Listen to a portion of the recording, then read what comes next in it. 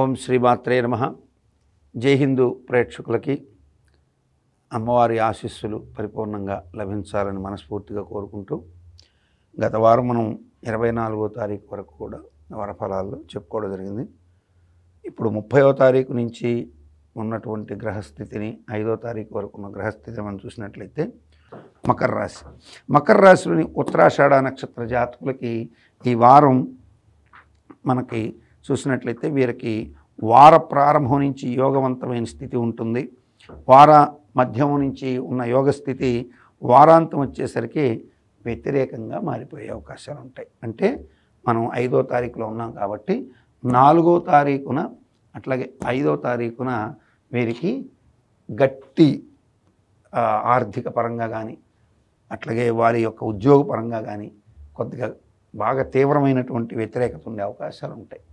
అయితే ఇది ఆ వ్యతిరేకతల్ని మీరు తెలివిగా గనక ముందు నుంచే, అంటే మీరు రానున్న ఆపదని ముందుగానే గ్రహించుకుంటూ వెళుతూ ఉంటే ఖచ్చితంగా దాంట్లోంచి బయటపడే అవకాశాలు స్పష్టంగా ఉంటాయి. ఒకవేళ మీరు ఆ రానున్న ఆపదల్ని ముందుగానే మీరు గనక గ్రహించుకోకుండా దాన్ని తేలికగా తీసుకునే పరిస్థితులు గనక ఎక్కువగా ఉండుంటే ఉత్తరాషాఢ నక్షత్రం వారు దానికి భారీ మూల్యం చెల్లించుకునే అవకాశాలు వారాంతంలో ఎక్కువగా కనపడుతున్నాయి. అదొక్క పెద్ద మైనస్ కింద ఉండే అవకాశాలు ఎక్కువగా ఉంటాయి. కాబట్టి ఎట్టి పరిస్థితుల్లో కూడా ఉత్తరాషాఢ నక్షత్రం వారు ఇక్కడి నుంచి కూడా కొంత జాగ్రత్తగా ఉంటే కొంత మార్పులు వచ్చే అవకాశాలు ఎక్కువగా ఉంటాయి. ఇక శ్రవణం, ధనిష్ట నక్షత్ర జాతకులు, శ్రవణం వారికి ఈ వారం మిశ్రమంగా కాలం వెళుతుంది. పెద్దగా అని డెవలప్మెంట్ ఉండదు, అట్లని తోసేసినట్టు ఉండదు, మిశ్రమంగా వెళ్తుంది. పనులన్నీ కూడా ముందుకు ఒక అడుగు వెనక్కి ఒక అడుగు, మొత్తానికైతే అడుక్కు మధ్యలో వచ్చే చిన్న చిన్న గ్యాపు రిలాక్సేషన్గా వెళుతూ మిశ్రమంగా కాలం వెళుతుంది. ధనిష్ట వారికి అనవసరమైనటువంటి వివాదాల ద్వారా కోర్టు గడపలెక్కాల్సిన పరిస్థితులు, కానీ కుటుంబపరంగా యోగవంతమైన స్థితులు ఉంటాయి.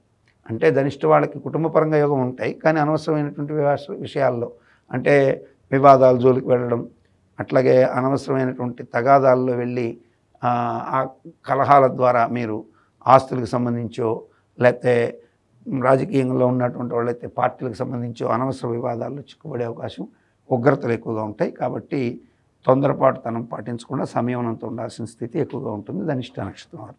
ఈ వారం అన్ని రకాలుగా కూడా ఈ రాశి వారు మరింత మెరుగైన శుభ ఫలితాలు పొందాలనుకుంటే శ్రీ సుబ్రహ్మణ్యేశ్వర స్వామివారిని, ఆంజనేయ స్వామివారిని, ప్రత్యేకించి శివపార్వతుల్ని పూజ చేసుకోవడం అత్యంత శుభం.